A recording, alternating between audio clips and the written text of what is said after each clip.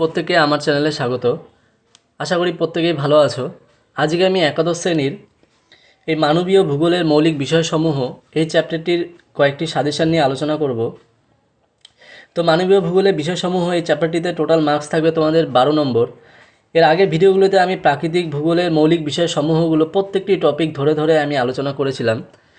তো তোমরা যারা এখনও সেই ভিডিওগুলি দেখোনি অবশ্যই তোমরা সেই ভিডিওগুলো দেখে নিবে আর চ্যানেলটি অবশ্যই সাবস্ক্রাইব করে রাখবে।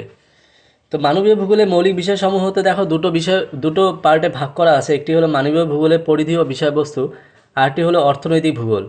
তো মানবীয় ভূগোলের পরিধি ও বিষয়বস্তু নিয়ে আমি আলোচনা করব। মনে রাখবে এই দুটো মিলে থাকবে 12 নম্বর। তো চলো শুরু করি।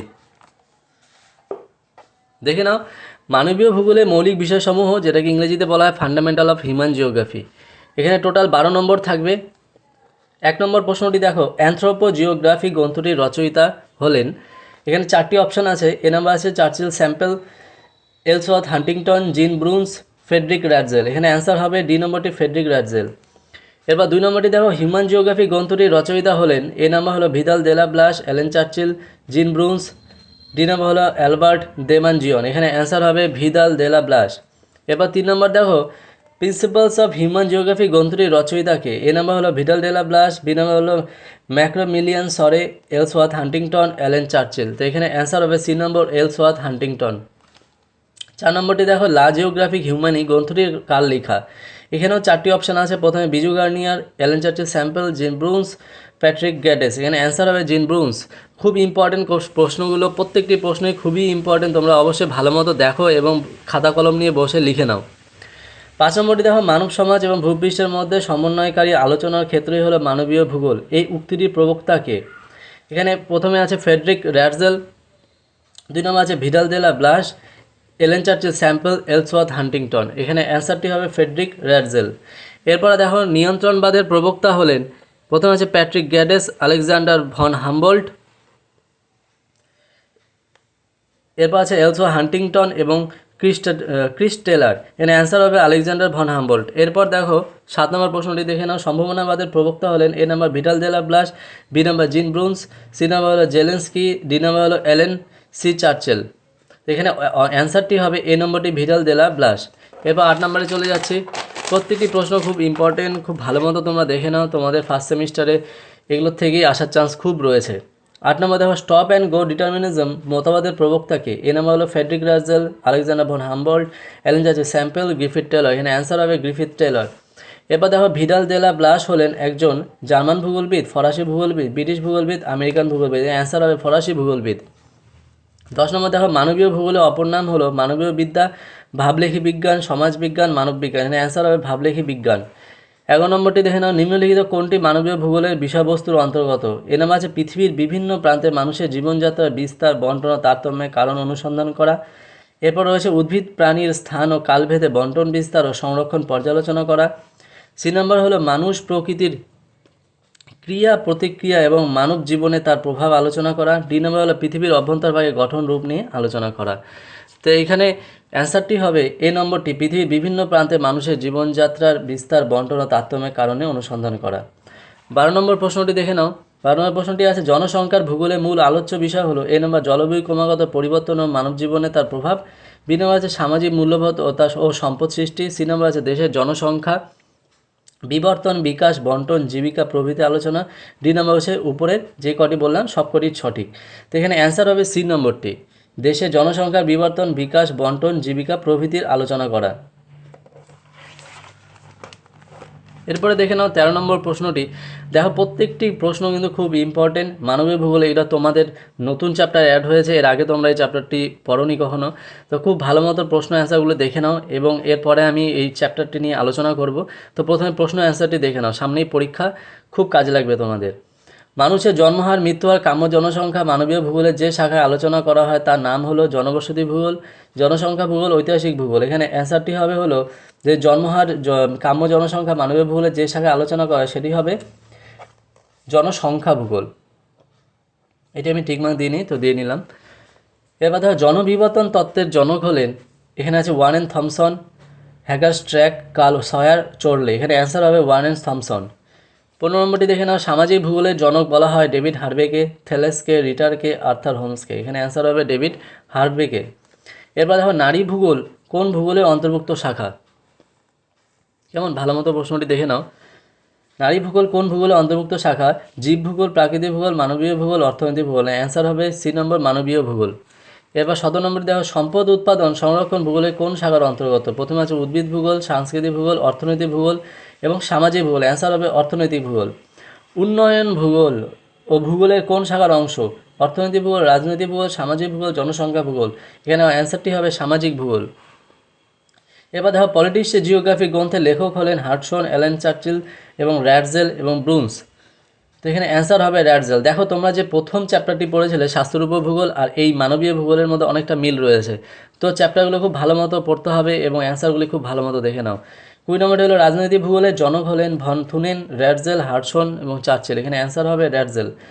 লাস্ট প্রশ্নটি এখানে 21 নম্বর প্রশ্নটি দেখে নাও, জলসীমার অধিকার জলবন্টন চুক্তি কোন ভূগোলের আলোচনার ক্ষেত্রের অন্তর্গত? এখানে অ্যান্সারটি হবে অর্থনৈতিক ভূগোল। এখানে দেখে না অ্যান্সারটি কোনটি হবে, অর্থনৈতিক ভূগোল না সামাজিক ভূগোল না রাজনৈতিক ভূগোল না সাংস্কৃতিক ভূগোল? অ্যান্সারটি হবে সি নম্বর, রাজনৈতিক ভূগোল। তো এটা গেল 21 নম্বর। এরপরে চলে আসি 22 নম্বরে দেখে নাও, মানবিক ভূগোলের সঙ্গে বিজ্ঞানের যে শাখা নিবিড় সম্পর্ক আছে সেটি হলো ভৌত বিজ্ঞানের, পরিবেশ বিজ্ঞানের, জীববিজ্ঞান আর সামাজিক বিজ্ঞান। এখানে অ্যান্সারটি হবে সমাজ বিজ্ঞানের সম্পর্ক রয়েছে। এরপর দেখো 23 নম্বর, মাতৃবিপ্লবের সঙ্গে জ্ঞান চর্চার যে ক্ষেত্রটি সবচেয়ে নিবিড় সম্পর্ক আছে সেটি হলো গণিত, সংখ্যাতত্ত্ব, গণিত ও সংখ্যাতত্ত্ব, পদার্থবিদ্যা। এখানে অ্যান্সারটি হবে সি নম্বর, গণিত, সংখ্যাতত্ত্ব। 24 নম্বর প্রশ্নটি দেখে নাও, সমাজবিজ্ঞান ও ভূগোলের প্রধান ধারণাগুলির মিলনে ভূগোলের যে শাখার উৎপত্তি হয়েছে তাকে বলা হয় প্রাণী ভূগোল, উদ্ভিদ ভূগোল, পরিবেশ ভূগোল এবং সামাজিক ভূগোল। অ্যান্সারটি হবে সামাজিক ভূগোল। 25 নম্বর প্রশ্নটি দেখো, ভূগোলে প্রাকৃতিক পরিবেশের প্রভাব থেকে মুক্ত মানুষের আর্থসামাজিক ক্রিয়াকলাপ হলো বাস্তববাদ, সম্ভাবনাবাদ, আধুনিকতাবাদ এবং নিয়ন্ত্রণবাদ। এখানে অ্যান্সারটি হবে সম্ভাবনাবাদ। 26 নম্বর দেখো, জিমারম্যান ভূগোলের যে শাখার বিকাশের অন্যতম তা হলো ভূগোল দর্শন, অর্থনৈতিক ভূগোল, পর্যটন ভূগোল কোনটি না? এখানে অ্যান্সারটি হবে অর্থনৈতিক ভূগোল। 27 নম্বর প্রশ্নটি দেখো, ইআইএ বা এনভায়রনমেন্টাল ইম্প্যাক্ট অ্যাসেসমেন্ট ভূগোলে কোন শাখায় আলোচনা করা হয়? এখানে আছে মৃত্তিকা ভূগোল, মানব বাস্তুবিদ্যা এবং পরিবেশ ভূগোল, ভূমিরূপবিদ্যা। এখানে অ্যান্সার হবে সি নম্বর, পরিবেশ ভূগোল। 28 নম্বর প্রশ্নটি দেখে নাও, শস্য সমন্বয় মডেলের প্রবক্তাকে? Von Thünen, L D. Stamp, J C. Weaver অথবা ডি নম্বর আছে গ্রাহাম। এখানে অ্যান্সার হবে সি নম্বর, জে.সি. উইভার। এরপর দেখে নাও 29 নম্বরটি, আলফ্রেড ওয়েবার ভূগোলে যে শাখার বিকাশে অন্যতম তা হলো শিল্প ভূগোল, পরিবেশ ভূগোল নাকি জীব ভূগোল না আঞ্চলিক ভূগোল? অ্যান্সারটি হবে এ নম্বর, শিল্প ভূগোল। 30 নম্বর প্রশ্নটি দেখে নাও, নিচের কোন ভৌগোলিক চিকিৎসা ভূগোলের সঙ্গে যুক্ত নন? তার মানে নিচের কোন ভৌগোলিক, মানে এই ভৌগোলিকের নাম রয়েছে কে তার মধ্যে চিকিৎসা ভূগোলের সঙ্গে যুক্ত নন? এখানে হিপোক্রেটাস আছে, সক্রেটিস আছে, জেলেন্সকি এবং জন স্নো। এখানে অ্যান্সারটি হবে সি নম্বর, জেলেন্সকি। এরপরে দেখে নাও 31 নম্বর প্রশ্নটি, স্তম্ভ মেলা। এখানে দুটো স্তম্ভ রয়েছে, ক স্তম্ভ এবং খ স্তম্ভ।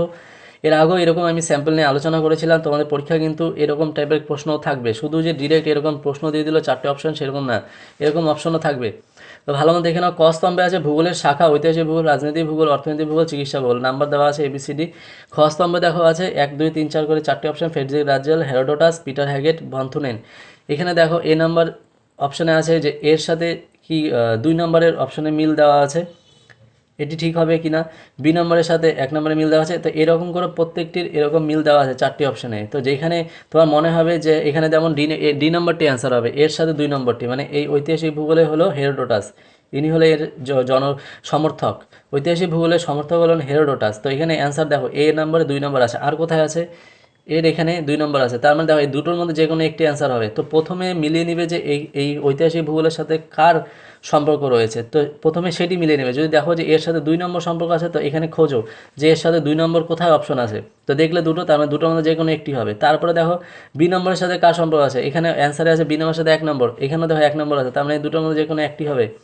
সি নম্বরটিও দেখো, সি এর অর্থ 3 নম্বর, সি এর সাথে আছে 4 নম্বর, 4 নম্বর মানে ভন থুনেন, এখানে দেখো 3 নম্বর আছে, তার মানে এটি হবে না, তখন এটি টিক দাও। তো এইভাবে কিন্তু মিলিয়ে নিতে হবে একটি একটি করে। এরপর দেখো 32 নম্বরটি কী আছে, প্রাকৃতিক সর্বপ্রকার কার্যকলাপে মানুষের প্রক্রিয়া সর্বাধিক, এই কথাটি বলেছিলেন ড্যাশ, ম্যাক্রোমিলিয়ান, সরে, এলসওয়ার্থ, হান্টিংটন, জিন ব্রুন্স এবং রেনার। এখানে অ্যান্সারটি হবে এ নম্বর, ম্যাক্রোমিলিয়ান, সরে। 33 নম্বরটি দেখো, এখানে একটি বিবৃতি দেওয়া আছে কি, কোনো দেশের বা অঞ্চলে জনসংখ্যা জন্ম আর মৃত্যু হলে ধারাবাহিক পরিবর্তন হলো জনসংখ্যা বিবর্তন তত্ত্ব। এখানে কারণ দেওয়া আছে 1947 সালে সিপি ব্ল্যাকার জনসংখ্যা বিবর্তন তত্ত্বটির বিশদ ব্যাখ্যা করেন। তো এই যে এখানে বিবৃতি এর কারণ এটি বলা আছে। তো এবার তোমার কি মনে হচ্ছে যে এখানে অপশন 4টি আছে, কেবল এটি সঠিক, বি নম্বরে আছে কেবল মানে এই রিজনটি সঠিক, কারণটি। এখানে সি নম্বর আছে এ ও আর উভয়ই সঠিক এবং আর হলো এর সঠিক ব্যাখ্যা। ডি নম্বর আছে এ ও আর উভয়ই সঠিক, মানে এ আর উভয়ই সঠিক কিন্তু আর ও এর সঠিক ব্যাখ্যা নয়, মানে আর এই এর সঠিক ব্যাখ্যা নয়। তো এখানে অ্যান্সার হলো এই ডি নম্বরটি, মানে আর এই এর সঠিক ব্যাখ্যা নয়, সঠিক কারণ নয়, কিন্তু এটি সঠিক। তো এইভাবে কিন্তু পরপর তোমাদের অ্যান্সারগুলি করে নিতে হবে। তো দেখে নাও এবং খাতা কলম নিয়ে বসে অ্যান্সারগুলিকে তুলে নাও, তোমাদের কাজে লাগবে। তো এখানে দেখো আজকে শুধুমাত্র এই 33টি প্রশ্ন নিয়ে আলোচনা করবো, এই টপিকে আলোচনা করলাম। তো তোমরা খুব ভালো মতো প্রশ্নগুলি এবং অ্যান্সারগুলি দেখে নাও এবং তুলে নাও, সামনেই পরীক্ষা, সেপ্টেম্বরে চলে এসেছে সেপ্টেম্বর মাস, তো তোমাদের খুব কাজে লাগবে। তো চ্যানেলটি ভালো লাগলে অবশ্যই চ্যানেলটি সাবস্ক্রাইব করবে, এভাবেই পাশে থাকবে। ধন্যবাদ।